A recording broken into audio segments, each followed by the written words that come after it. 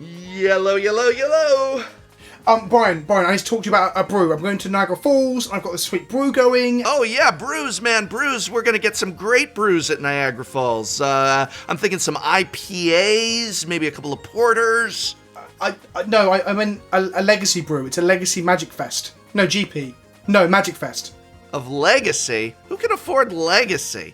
Can I hear... Are you listening to the Pokemon soundtrack? No, I'm playing Pokemon Let's Go Eevee on my Nintendo Switch. I mean, I burned through Legend of Zelda already, and I smashed out all my friends on Smash Bros. Ultimate, so I've just been Pokemoning it up. Did you say Eevee? I thought you told me you bought Pikachu last week. Yeah, but you need to buy both so that you catch all the Pokemon. So that's a Switch, that's 4 games. I mean, what do you do once you finish the games? Buy more, of course. You know that they've got Skyrim and Fallout New Vegas on the Switch store. Totally picking those up. Brian, how many times have you bought Skyrim at this point? Like, how much money have you spent on Skyrim? A lot more than I'd care to admit. Why? Isn't that like a total there? You spent well over $1,000 on games, especially when you bought Skyrim at least 7 times. I'm sure you mentioned it last year and the year before and the year before that. So? Can you buy a legacy deck for that? You're saying it's so expensive, but can you buy a legacy deck for that? Yeah, but how much gameplay am I going to get out of a legacy deck? You just keep playing. You don't finish. Have you actually played any Magic, Brian? I was playing Modern, but then KCI made the format stale and Wizards cut coverage, and also I'm worried that Post-Standard is going to make it so that Modern isn't really played anymore. And don't forget the Phoenix problem as well. We've got a little bit of a Phoenix problem right now. Oh, God, yeah. So I sold out of Modern, and then Standard was good, but actually decks in Standard starting to be $400 or $500 each again, and Nexus of Fate, give me a break. And then if they ban Nexus of Fate, I'm going to be upset because I bought the Nexus of Fate deck, which I can't stand.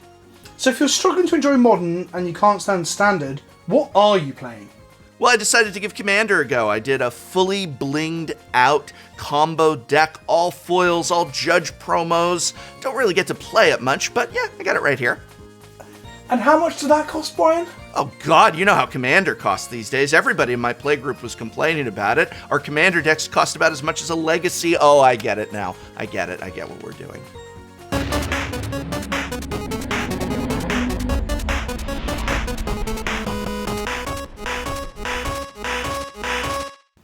Greetings, Planeswalkers, and welcome to Dies to Removal, the Magic the Gathering podcast where Pleasant Kenobi and myself talk about all things Magic the Gathering.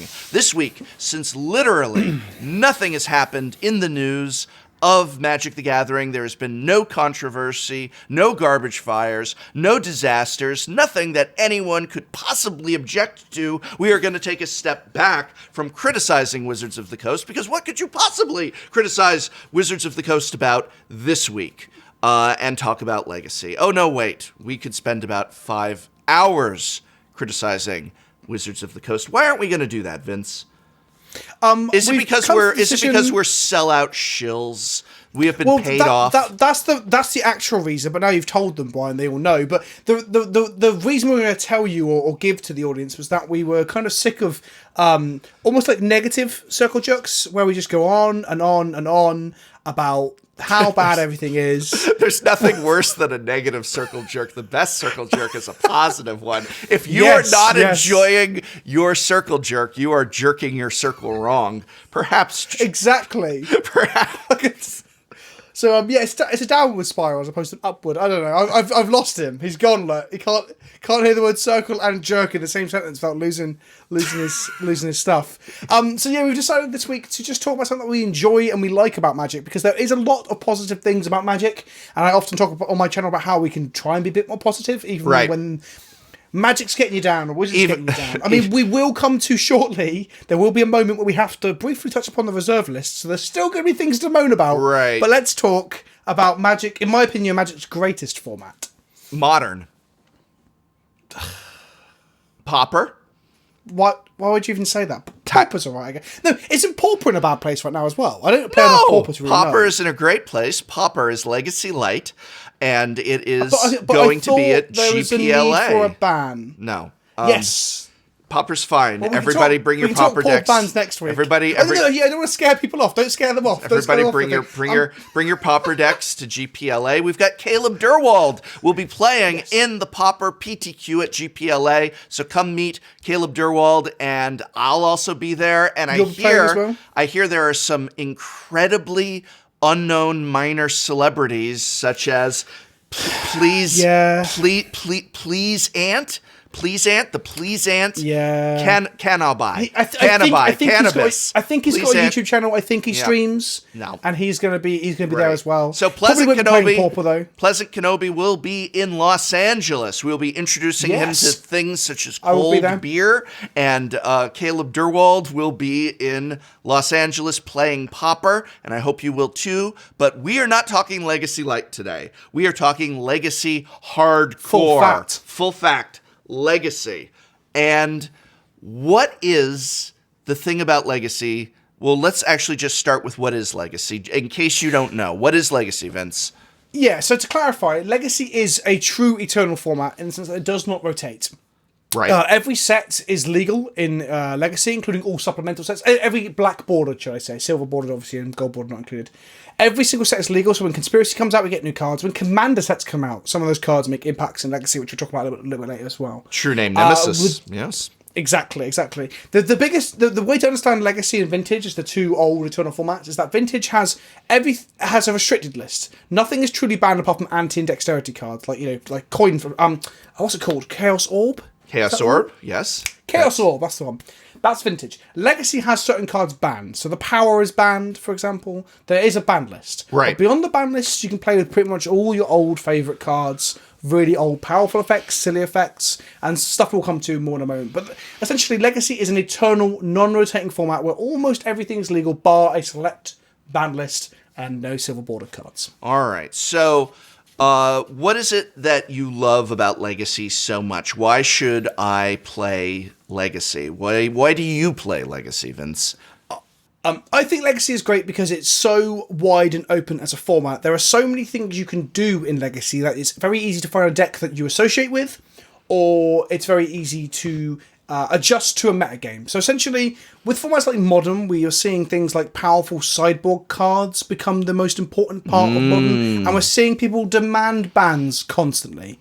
Legacy tends not to have that issue. Decks will have better tools to disrupt their opponents, things like Force of Wills and Dazes and Wastelands and Cabal therapies, so that most decks stand a chance against other decks.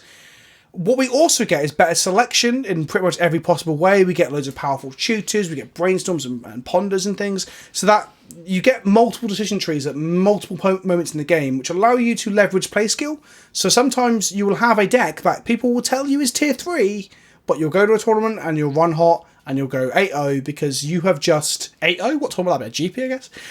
You have leveraged every single decision. No, wait, we're not doing that. We're not doing that. Yeah, that's true. To understand where you can win and beat out your opponent with skill. So I'm not saying that other formats aren't skillful or need skill, because that's something that people probably don't want to hear from Legacy players sounding all holier than thou. But I believe Legacy allows people to leverage that skill, like pro players, for example, to play just the weirdest of things and still get away with it. But if let me ask you a question. Now, we're going to talk about misconceptions later, and I don't want to get into that, but I just want to ask you, Sure. You said that one of the things you like about Legacy is that if you've got a style of deck, a type of deck that you want to play, you can play it in Legacy. Surely that can't mean, is there Merfolk for someone who loves Merfolk? Thank you for setting me up there, Brian. Yes, there is. Merfolk exists. Oh, well, but Merfolk's blue and Legacy's all blue. Is there stuff like Enchantress? Yes. There are Enchantress decks. Yes, Elves? there are multiple versions of Affinity. Yes, there are arguably multiple versions of Elves as well. Surely not something like White Aggro. Oh yes, there is one big main version, and then there's some sort of spin-offs as well that splash other colours, or just go bigger with Soulland, yeah. Wow. So there really are a wide variety of decks in Legacy. And it's so good. Oh God, I get so excited thinking about Legacy because there is such a sheer amount of play styles. Like you have the Storm deck. There's two quite differing versions of Storm. There's also like Storm decks that are also half Reanimator, and there are Storm decks that are like sort of cantripping turn 1 combo decks. And then you've got like Control. You can play like a Grixis tap out control with creatures, or you can play Bug tap out control with creatures, or you can play Blue-White Draw Go control. And then you've got different aggro decks, different prison strategies. Honestly, whenever I love Modern, I really love Modern when it's in a good place. But I'm always amazed when I look at like a empty goldfish metagame breakdown for Legacy compared to Modern, because just weird things just prop up where the metagame is adjusting and shifting. And yeah, Legacy is just exciting. It's always exciting, and you see people playing weird old cards that you'd never. I've played a lot of Legacy, and people still play cards that make me go, what? And I have to pick the card up and read it. Is there any type of well-known deck that doesn't, or deck archetype that doesn't really exist in Legacy? It sounds like so much exists in Legacy. I think an easier way of defining it might be to say, oh, well, you're not really going to see this specific deck, but everything else. Is there anything that doesn't have a home in Legacy? There are things that have fallen out of favour. So, like, I mean, there are things that aren't very popular, like Zoo, for example. At one point or another, Zoo was a popular thing in Legacy. Yeah, so I couldn't really play Legacy Zoo. But the thing is, Zoo is falling out of favour because probably most of the Delver decks are better, because they're playing small creatures that hit as hard and have permission and removal and cantrips and such. But you could play Zoo. That's the great beauty of, like I said, you get so many decision moments in a game of Legacy that as long as you're making the good choices and you know what you're doing... Sure. Actually, to be fair, you can fumble your way through Legacy as well. That's the thing we'll come to in a moment. You don't have to know what you're doing, because my first Legacy... Oh, well, thank goodness. That means I have a chance. Well, you want to play Merfolk for a start. But, Merfolk is actually, well, ever since they banned Top, Merfolk fell out of favor. I mean, I think Merfolk's a lot better deck in Legacy than it is in Modern, because you get access to True Name, Nimbus, and Force of Will, which are pretty good Magic cards. Yeah, those are pretty good Magic cards. Why True Name, Nemesis is a Merfolk, I do not know. It could have been like a fish to avoid tribal synergies, but they're like, nah, we'll just stick it in a well-established tribe of lords. Oh, okay. Yeah. That's because Wizards of the Coast forgets that Legacy exists, which is usually a good thing. And in this case, it was not a good thing because they made this broken card that shouldn't exist. But hey, it did wonders for Merfolk. Yeah, so while you're on that topic of like, so Legacy rarely has bans clambered for like we see with Modern all the time. People did start to admit that Top was a little bit oppressive in the sense that Miracles was arguably the best deck for a long time. Miracles is blue-white control, as they call it. It's just you Senses Divine and Top to lock people out with counterbalance. So people realised that, and people kind of agree with it. Some people didn't. I didn't agree, but most people were like, yeah, it probably should go. Deathlight Shaman was the same. It's making the format too homogeneous. Everyone's playing the same thing, just 4-colour good stuff, because Deathlight made our mana bases too good. True Name is one of the few cards where people are discussing it. Is it too good? Because it's blue is arguably the best colour in Legacy, which is, again, something we'll come to in the Misconceptions in a moment. And True Name is like one of the best threats. It's blue. It pitches to Force of Will. It doesn't need any other game plan because it just comes down and just hits you and kills you. Right. So True Name is probably too good. But the great thing about Legacy is because you've got so many good tools to interact with it for the most part, you can still win through True Name. I beat True Names in play all the time. So that's my bar for it. Probably isn't too good, but yeah. For me, what I really like about Legacy is kind of the fact that you can use almost any card in Magic, and while there are, of course, some banned cards in Legacy, and rightfully so, and there are, of course, a lot of cards throughout Magic's history that simply aren't playable, what I really want out of Magic are formats where Magic cards can be played. For a lot of people, that's Commander. For a lot of people, that's Modern these days, but there's so many more cards in the pre-Modern era that are a part of Legacy, and these are cool, interesting cards. I like being able to sit down and play Magic, to know that old cards that I played with in high school can be played, and also, yeah, that big variety of decks gets me very excited. I hate being told no, especially by control players, but I hate being told no even more so by Wizards of the Coast, and having them say, no, you can't play with these cards. No, you only have to use the new cards. And so that's why I gravitate towards formats like Commander, why I gravitate towards formats like Pauper. And Modern, for me, I guess why I really went all in on Modern over Legacy initially was my fear of the reserve list and of the costs that accrue with the reserve list, and that if Legacy were ever to explode in popularity the way Modern has, what that would mean for card prices. Let's talk about, before we get to budget options, let's talk about the reserve list. Yes. What is it, and why is it absolute hogwash? What is it, and why is it wrong? Okay, so base level, for anyone who doesn't know, the reserve list is a set of cards that can never be reprinted. That means those cards, as their demand goes up for them and the supply goes down, or some get destroyed, lost, locked away in collections by filthy MTG finance people, that sort of thing, the prices on those cards go up and up and up.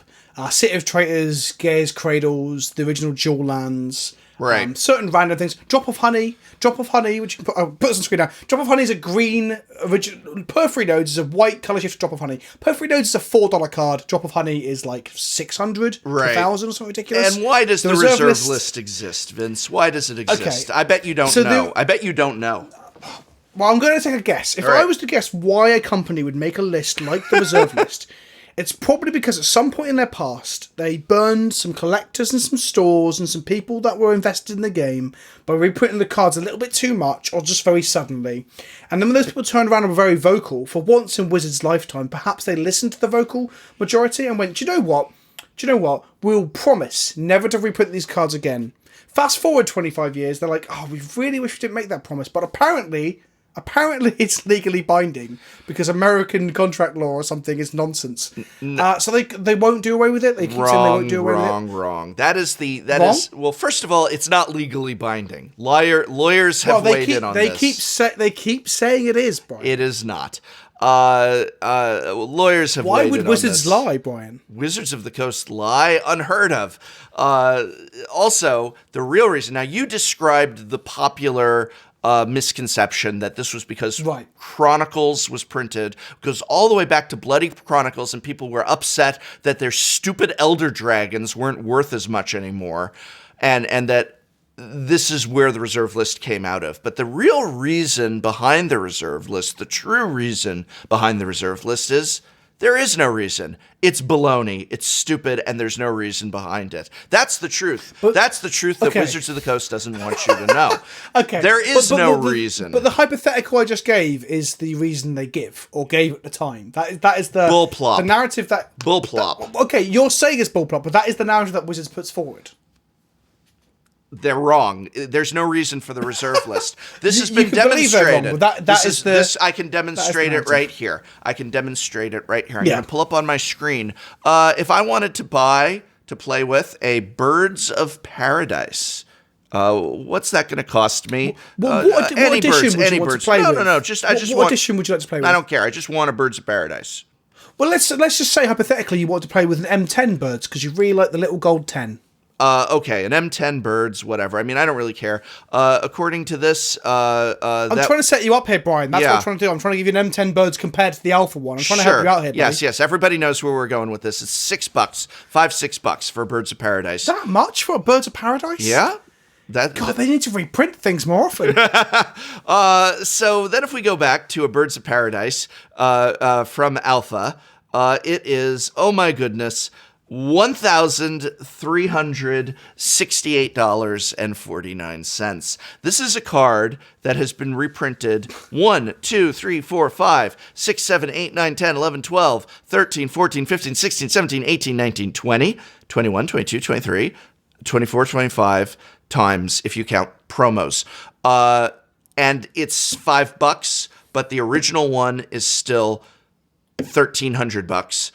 This demonstrates that if they were to reprint Dual Lands, Moxes, Black Lotus Eye, that the original ones would still retain a significant value. Maybe it would go down a little bit, but the truth is that if you're in the market for a beta Mox Emerald, the fact that they made a paper Vintage Masters where using new art and a new card frame and new cardboard stock that is not as good, that it will not depreciate dramatically the value of that card. There's a difference between a collector's item and a player's item, and having copies of these cards to play with, it would do nothing in terms of devaluing those cards. So there's no reason for the reserve list. I think saying it would do little. Nothing, it would do little. Yeah, little.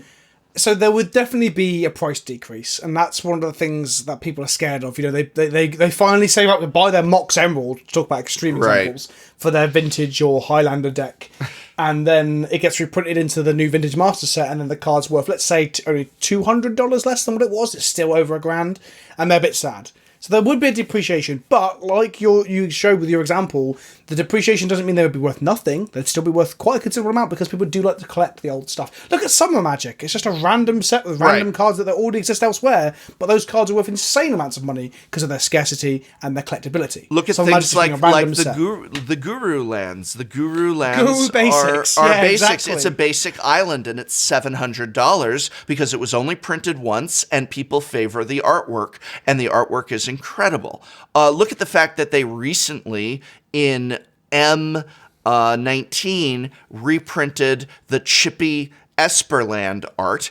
And if you want to go get the original Esper basic lands in foil, they're still significantly more than the M19 ones in foil by a lot. And all that is a set symbol on it. People collect. I want a foil Guru. I want a foil Chippy Esper Island with the Alara symbol on it, not with the M19 symbol on it. Well, that's going to be another $20. There's also, it's not just set symbols, Brian. There's also the foiling style and the card stock. But that's a whole other can of worms that you probably don't want to go into right now. That's another one. So basically, the reserve list is pointless. It serves no purpose. It doesn't have to be there.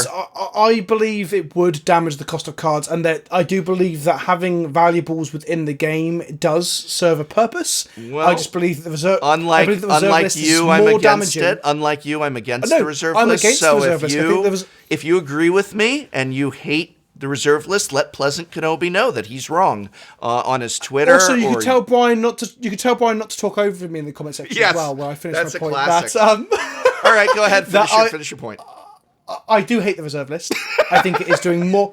I think it's doing more harm than good. I get the existence of it. I get some of the rationale behind it and why some people want it to exist still when they've got very expensive collections, especially finance people. Ugh. Who wants it to exist? I think even finance people don't want it. Do they really? I've heard a lot of dumb things from finance people. I don't hang out with them enough to have that conversation. I've heard a lot of dumb things from finance people. Don't at me. But the worst thing about the reserve list is that it's damaging legacy. Never heard damaging that. vintage. Yes, because it's the number one reason why people don't play it. It's the number one reason people don't play Legacy is the cost. So I believe with all my heart that if anyone watching this video who's not played Legacy yet gets a chance to play Legacy, like 3 or 4 games with a deck, they will be like, wow, this is really enjoyable Magic. The scary bit is the price. All right. I believe with my heart that if the price was lower, they would love it. But despite the reserve list, which I think is the number one reason people are not playing Legacy or are afraid to play Legacy, the price that it creates, Legacy still is accessible to a lot of people who think that it is not. And what I want to talk about now is how you can access Legacy. Let's just start with budget. I'm going to come right out and say it. Do you play Mono Red Burn? Because there's a lot of people watching this that love Burn. They play Burn in every format.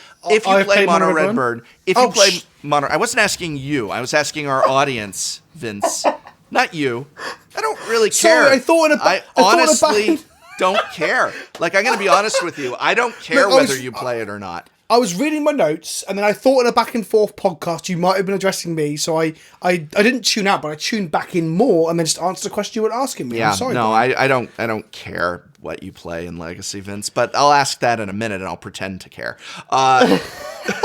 Do you play Mono Red Burn? Then there is no reason that you shouldn't be playing Legacy, because Mono Red Legacy Burn is incredibly affordable. And it is the apotheosis, of course, of mono red. So if this is what you like to play, why are you playing mono red in Modern when for literally maybe $100 more or so, you could be playing with the best burn spells ever? There's actually been a lot of reprints recently that took care of some of the higher end. It used to be tough with things like Chain Lightning was really expensive, and it got reprinted, and now you can get Chain Lightnings for $1 or $2. It's really fantastic. Mono red burn is only, I think you can put, if you don't put any fetch lands in it, which you don't really need. There's some builds that run fetch lands for the purposes of having Grim Lavamancer, but you don't even really need that. If you don't run those fetch lands, you can have mono red burn put together for about $500. And like you said, the cards that transition from the Modern to Legacy deck are super cheap, but they're also the cards that make the deck more fun. So I'm not a huge fan of playing Modern Burn, but Legacy Burn is actually really fun. Like you haven't really lived life as a Burn player until you've sacked your own mountains to Fire Blast someone who's digging for a counter spell to your Lightning Bolt. Oh, it's fantastic. And price of progress. When your opponent's got like $2,000 worth of dual lands in play and you just shoot them for 8, 10, 12, 14 damage. Right. So that's just right off the bat. But then a lot of other people right now are listening and they're saying, but I don't play mono red burn, so fine, that's the only affordable way is a cheap mono red burn. No, because my favorite deck, Merfolk, is actually very affordable in Legacy. In fact, if you are playing Merfolk in Modern, which is also very affordable in Modern, the amount of cards you need to transition to turn your mono blue Merfolk, Modern Merfolk, into a Legacy Merfolk deck are very few. In fact, the two biggest offenders are Force of Will and True Name Nemesis. And beyond that, you really don't need much more. And that you can be playing in Legacy. And all joking aside, Legacy Merfolk is a decent deck that if that's your play style, you can have a lot of fun with. And again, it's that refinement of what I said about Burn. Like, you haven't played Burn until you Fire Blast someone. You haven't played Merfolk until you put a Jitte on a True Name Nemesis, hit someone, and like raft their board with the -1/-1 counters. Right. Like, everything in Legacy is like Magic that you know and love, but like turned up to 11 because everything is so powerful. Both the threats themselves and the answers, which we'll come to in a moment. So absolutely, so great deck. Do you like Dredge? Dredge is very affordable in Legacy and is in many ways the apotheosis of Dredge. Well, I think what you're going to find is for many decks in Legacy, their Legacy version is the ultimate version of that deck. I think regular Legacy Dredge, obviously it's more expensive than Modern, but you can put together Legacy Dredge for about $1,000 depending on how you build it. And I think that there are some mana-less Dredge budget builds that are a couple $100. Like, seriously, a couple $100 that you can put together. I'm looking at MTG Goldfish pricing right now, and there's a mana-less Dredge deck list that was performing very well, getting 5.0 and price in paper $134. Wow. $133. Okay. If you're a Dredge player, I mean, a lot of people don't like Dredge, but if you do like Dredge, why don't you have that deck put together to go in and have some fun with it? But again, you might hate Modern Dredge, but when you play Legacy Dredge, it's a whole different ball game because things are dredging faster and more powerfully. You have access to Cabal Therapy, which is like... It's a hand disruption spell that allows you to win games you did not deserve to win because you need to know what, and it rewards you understanding what's going on in that sense as well. And also they have combo kills that you can like change depending on what you want to do because there's like, different variants and stuff with Dread Return as well. So again, I'm gonna say this for every deck you say, but every deck you upgrade to a Legacy, you're gonna see the except for Jund. Jund doesn't really get that much right. But whatever, you're going to see the light. You're like, wow, this is not quite magic as Richard Garfield intended, but it's definitely magic in like a heightened state almost. But I am a bit biased, I guess. Yes. And here is, I mean, I actually misspoke because I didn't have it up in front of me, but I'm actually looking at burn lists for Legacy that are $150 here that are 5-0ing on Magic Online. $150, $185, $168. So I said $500 builds. That was way off, according to this. There's 220. So again, are we talking about some more niche decks that maybe a lot of people, they don't like Burn or Dredge or Merfolk styles, and so they're saying, sure, those are less expensive, but that is an in. I mean, at the very least, let me just put this forward. This is what I did. You spend $150, you put Mono Red Burn together, you go down to your local game store, you sit down, you play Legacy, and you go up against different decks, and you learn them that way. You see what they're like. You go up against combo elves. You go up against Eldrazi taxes. You go up against Grixis Delver, and you go up against lands and Dark Depths. And then you say, "Oh, whoa, Dark Depths! That was absolutely amazing. I want that deck." Maybe if you're really, really nice, you ask if you could get a game playing with it, and you switch it around and you play with that deck, and then you latch onto it and you say, "That is the deck that I want to put together." But on that point, the faster Dark Depths decks, the decks that their win con is to make a 20/20 and hit you with it, right, like a combo kill almost. The black green ones, the Turbo Depths decks, Turbo they are Depths. $500 or less because they have stopped playing Bayou. They're playing Llanowar Waste. Some of them are playing Blossoming Marsh because you only want to get to 3 lands anyway sometimes. Right. So those decks that are 5-0ing Legacy Leagues only last week are sub $500, which makes them cheaper than the vast majority of modern decks. And they're viable top-tier decks that when someone loses to an event, they don't walk over to their friends and go, "Oh, I lost to Depths," as if it's like a bad thing. Right. They go, "Oh, I lost to Depths," and that's a real Depths threat. is very respectable, yeah. So there's a lot of pathways, and if you just start looking into it, you don't let yourself be intimidated by that reserve list, by this idea. Like, look, absolutely, Grixis Delver is $4,000. Got it. Lands is $4,800. Got it. Grixis Phoenix is $4,000. Got it. But that doesn't mean that all decks are, and if you do your research or even just take a minute looking around, oh, whoa, Mono White Soldiers, $600. Rakdos Burn, $500. There's that $500 but again, that's something list. I'd love to add to that, is that when you look at splashing a colour in Burn, or the Soldier deck you just mentioned, I haven't looked at it, but I'm assuming the money is almost exclusively in City of Traitors. Right. So there are a lot of decks that once you cut just 1 or 2 cards to be slightly suboptimal, I mean, City of Traitors is quite important to the deck, but that's potentially a bad example. But you cut the price down absolutely massively. Right. Like, there are decks that... What was the one I made a note about earlier?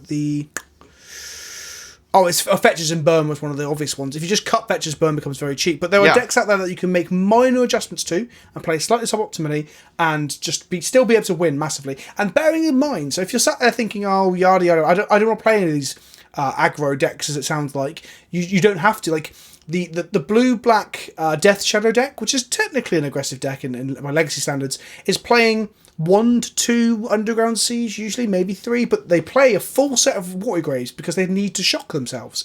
This is a deck in Legacy that is playing Watery Graves. Right. So if Force of Will is an expensive card, don't get me wrong, but it's also stretches across a vast amount of the format if you want to play other decks later down the line, or share with your friends to borrow stuff to play at tournaments. But Death Shadow is a legitimate deck that is basically top tier right now. And it's a Shockland deck.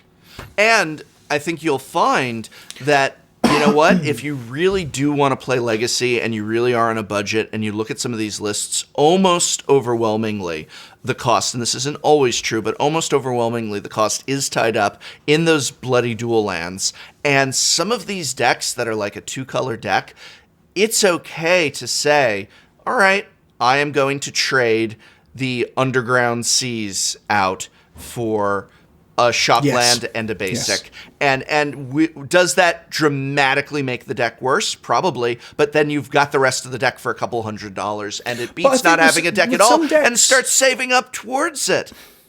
But I think with some decks, it's not a dramatic change. No. So there are cards in the format that probably Shocklands interact very badly with. So the card Daze, it's a counter spell. It's a free mode to return an island to your hand. If you're returning a land you've shocked already to then replay it and shock yourself, in Death Shadow, that's great. If you're playing non-Death Shadow decks, you're just losing 4 life for no reason. So they can make some decks worse. So Daze decks don't tend to like Shocklands. But if you're playing Miracles, which is the premier control deck alongside Grixis, it is draw, go, control. It plays back to basics, sometimes main board, and you're playing like 8 basics usually, so you can cut down on dual lands for just more basics, or you can play 1 Hallow Fountain at that point when you need to fetch blue-white in your end step. So that's a way you can play a budget but very powerful deck for less than the cost of a modern deck. Eldrazi Post, if you cut Grey Monolith, another reserve list card, which is normally a 2 to 4 of, the deck becomes less than $1,000. There's loads of places that you can cut corners just by trimming on lands mainly, or just changing the lands to shock lands.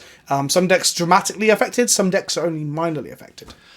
When I look at a lot of legacy decks that do have, and it's outrageous, a $1,800 or $2,000 or $2,400 price range for the full version, but then I compare that to modern pricing, and I know that modern players will oftentimes have multiple modern decks. So I look and I see Bant Spirits is $1,200, and I see that Mono Green Tron is $900, and I think, okay, there's people who have both of those decks, and they'll say Legacy's too expensive, but I have 2 modern decks.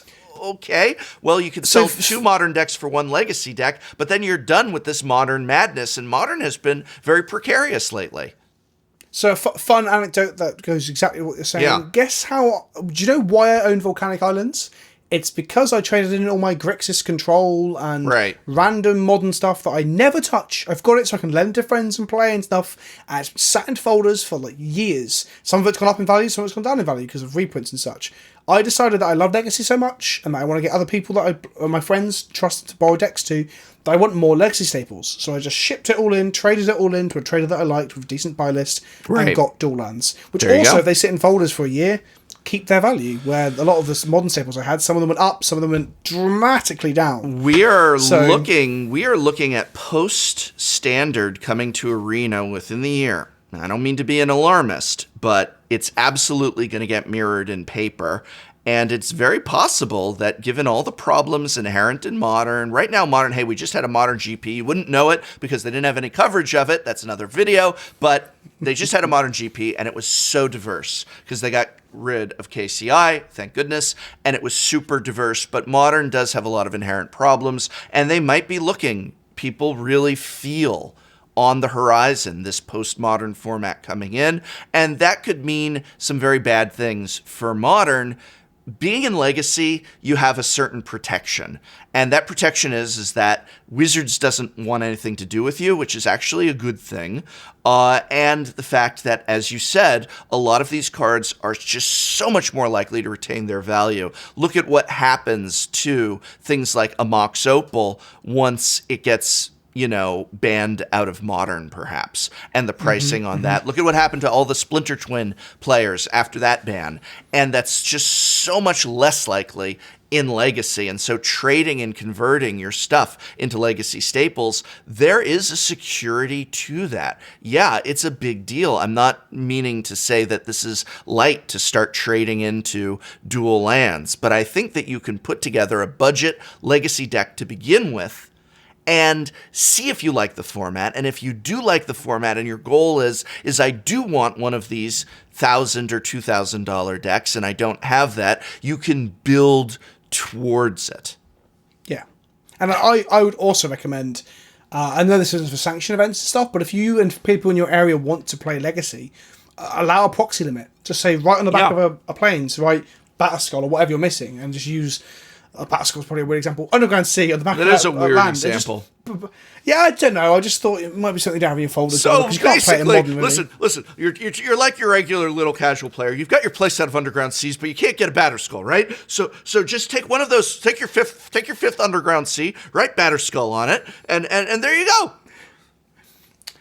Anyway, thank you for the open mocking as always, Brian. But I believe that proxying should love his play. And like the way that I started playing Legacy was that a friend of mine lent me a deck to play with because he knew I wanted to give it a shot, and I loved it, and I fell in love with it on the spot because the game was so fun. So yeah, proxying and borrowing with people that you trust, obviously, is a good way to promote people to play it locally with you to see if you get into it. Also, there seems to be a bit of a rise in Highlander stuff. I've started making some Highlander content. Australian Highlanders very popular in Australia. Canadian Highlanders, I watched the championship of that on YouTube only a few days ago on London Ready Run. Right. These formats use all of these staples as well, the dual lands and the... They do. And Canadian Highlanders are really great format. I actually think it's one of my favorites. It's a lot of fun. That's another video, of course. But yeah, having these cards can open up possible deck building and brewing in formats like Canadian Highlander. More fun. And being able to have proxies in a non-sanctioned event, you're still sitting down and playing Legacy. And so that's another way as well. You use a proxy as a placeholder while you save up. Look into, well, I spend a couple $100 every month on Magic. Stop doing that, since Wizards doesn't want to support Legacy, doesn't want to repeal the reserve list to sell you the cards. So stop spending your money with them, and then save that money up, and in 6 months have enough to get that volcanic island or what have you, or to trade into it. Yeah, and if you're disenfranchised with Arena and cutting off coverage and other suspect decision making from Wizards, stick it to them for a little bit. Spend your money with your LGS or similar. If they want to slash and burn, the community, they want to slash and burn 25 years of what this game is built, then they can't be surprised at the results. Proxy it up, baby. So I don't think that Legacy is cheap, but I do think that Legacy is accessible. And I think that anybody that really feels, I want to play Legacy, that there are ways to do so. It might not be Grixis Control. Yeah, maybe you will start off with a $150 burn list. Maybe you will just be building up to something like Death and Taxes, which is one of the more budget options, but that's one of Vince's favorite decks there is. It's complex. There you go. Go check out some of his videos. We'll link them in this description of him playing Death and Taxes on his channel and his stream. But there are ways to access the format. And I think that's the difference, that we can't always separate in our heads this idea of, yeah, Legacy is very expensive, true, but Legacy still has access points and access paths. So that's one of the most common misconceptions, I think, is affordability. I want to right now do like a kind of lightning round. Now, Vince really is, if you are looking for Legacy content, seriously, joking aside, I know we joke around here, like Vince is Mr. Legacy. He loves that format. That's his channel's what you want to go check out for that. I want to do lightning round of misconceptions about Legacy. I'm going to hurl these out at Vince. I want to hear what Vince has to say. Vince, misconception number one. This is the same baloney I hear in Popper. Everybody plays blue. Wait. I got to do it right. Everybody plays blue. Everybody's playing blue. Or everybody's on blue. There is no denying that blue is a dominant force in Legacy, because we have access to Brainstorm, Ponder, Preordained, Force of Will, Days, and other similarly powerful blue spells. Mm-hmm. It's not even the best colour for control, arguably, as well. So blue is omnipresent. It's probably 50% of the field is often blue at any one time because of those cards. But it's not that you have to. Like, most of the blue decks will fold to random decks that don't play blue. Lands is a combo control deck that plays like 40 odd lands and plays no blue. Death and Taxes, my favourite deck, is control aggro, or thinking man's aggro, I like to call it, and that doesn't play any blue. There are loads of decks, Mono Red Stompy, Elves, there are loads of decks, all the night decks, the loam decks, that do not play blue. But it is a dominant force, but it's not everyone plays it, and you don't have to play it. Yeah, and that's another that's another idea of two things that you have to hold true. Is blue is omnipresent, as you say. Blue is going to dominate as far as the number of decks in that color, but that doesn't mean there aren't answers, and it doesn't mean you have to play it. It just means a lot of people are playing it. But, exactly, but it performs a safety function. So, actually, no, I'm gonna pause there. I'm about to say something I think is going to be one of your misconceptions. So I'll pause there. So, but blue is always there, but it is not the only option. Brainstorm is very good. Okay, I agree with that. But I play non-Brainstorm decks all the time. Hell, sometimes when you're playing blue, you shouldn't actually play 4 Brainstorm and 4 Ponder and 4 Force of Will. Some people tell me I'm a heretic there, but it's true. It's true. Bugnick fits an example for that as well. Next misconception, and this is one in terms of gameplay. People picture Legacy as this insane format where it's turn one and all of these spells on both sides are firing off, comboing off, turn one kills. Is Legacy a turn one format of, I do this for 0, I do this for 0, I do this for 1, I do this response, we're going nuts, I'm going to pay 10 life to make this thing happen, and now I've got Grizzlebrand on the field, and Emrakul comes through, and you're dead, no, you countered it, you can't do that, and this idea of like just insanity of turn one combo kills. Is that Legacy? Sometimes it is. Because that's, like I said earlier, there's a scope, right? Sometimes you have games where your two combo decks that want to kill each other before turn 3 happens. That's just a thing that happens. Right. The great thing about Legacy is that there are safety valves within the format, within certain cards, that stop that from being the dominant force. There are decks in this format, no word of a lie. Things we haven't mentioned yet, they're budget decks, called Oops All Spells is one of them, and Charbelcher is another one. Right. Which are super cheap decks, barring some playing of Lions Eye Diamonds here and there, which kill you on turn 1. Their idea is just to kill you on turn 1 or sometimes turn 2. Those decks cannot beat, for the most part, Force of Will. The free blue counterspell. That counterspell is not a good card on its own. It's normally a very bad card. You side it out against fair matchups because it's card disadvantage. But you have it as a safety valve to stop the ludicrous combo decks from always going off and killing people. So blue, as I was going to say a minute ago, serves a function in sort of having a safety valve on the format. On top of that, because spells tend to be cheaper in Legacy in terms of mana cost, everyone's playing the most efficient things possible. Like I said, Ponder, Preordain, and Brainstorm, for example. Delvers as threats. Chalice of the Void is 10 times as effective as it is in Modern. It is legitimately, there is a strategy where you just play a Chalice and then just play whatever card you want afterwards. I've won games with Pirates. I've played Mono Blue Pirate Stompy, and I just kill people with fell flagships and pirates from Ixalan block because Chalice of the Void is that good.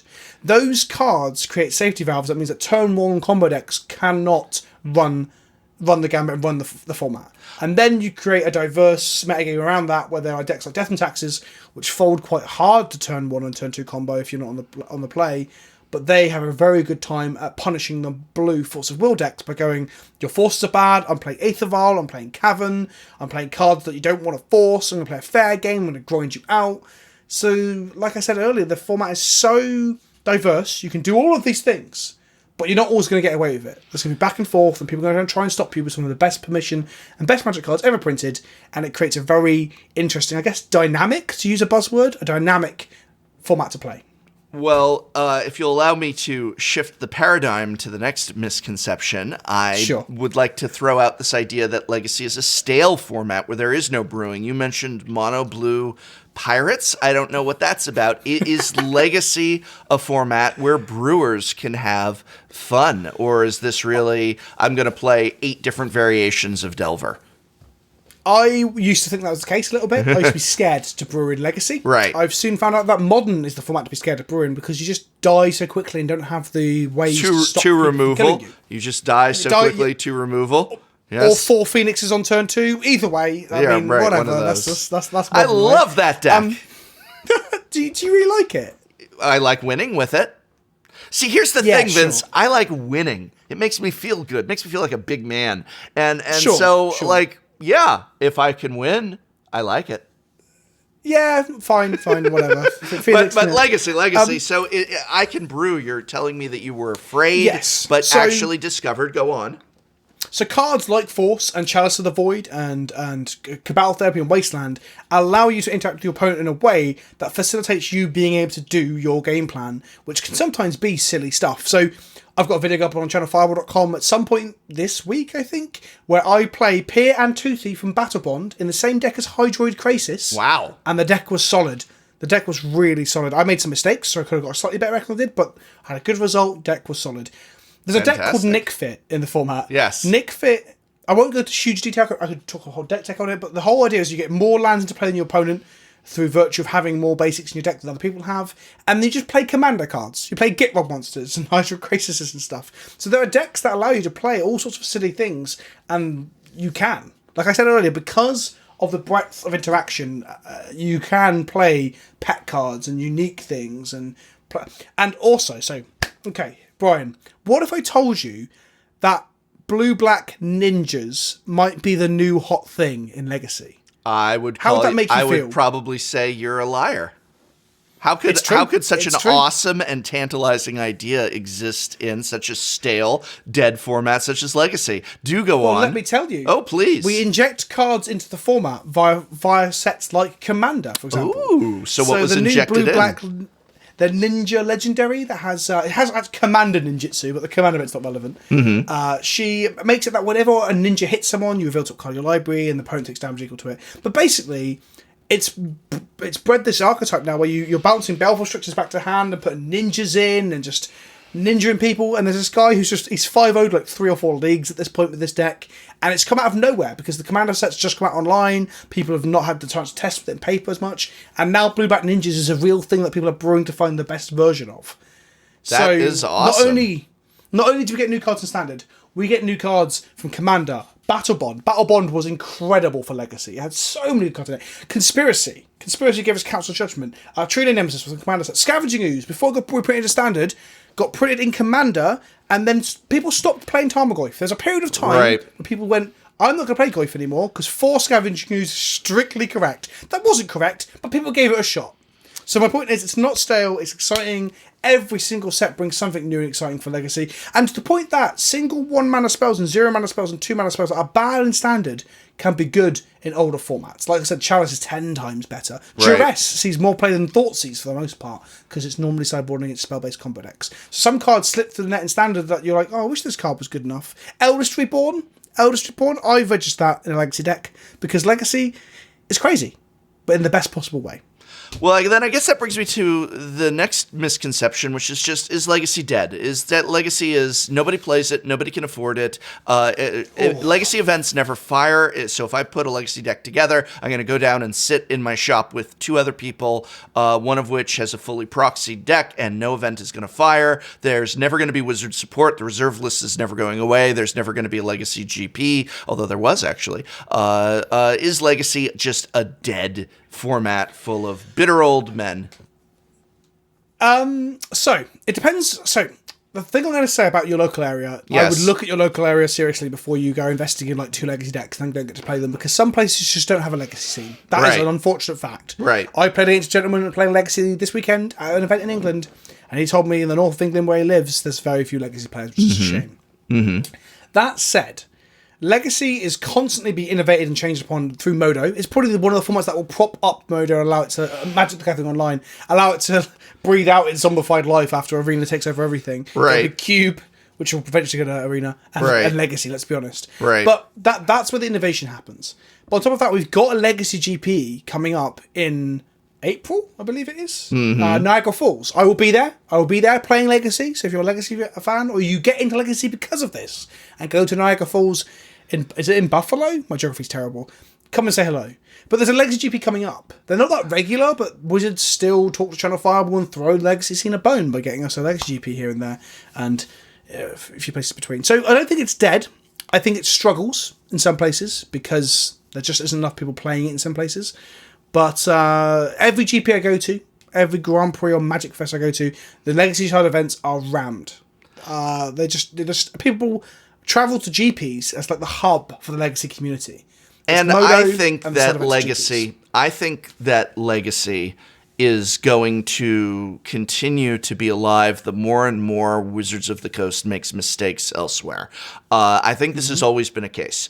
Legacy, in some ways, because of that reserve list, is protected from too much Wizards meddling, and the more and more Wizards is going to slash and burn other parts of the game, because now they want everything to be Arena, and they want everything to be Standard, they want everything to be Draft, and you know what's going to happen is there's going to be the Modern migration. People migrating out of Modern, which Wizards is going to devalue and de-emphasize, and they're not going to go from Modern to Postmodern. They're not going to go from Modern to Post-Standard or whatever they're going to call it. People are going to say, well, people are probably going to quit playing, but the people that don't quit playing are going to say, F this, I'm going into Legacy because it's going to give me more of the experience and gameplay and security that I need. What's to keep them in 2 years from saying, now we've got postmodern, now we've got new postmodern, Standard, whatever.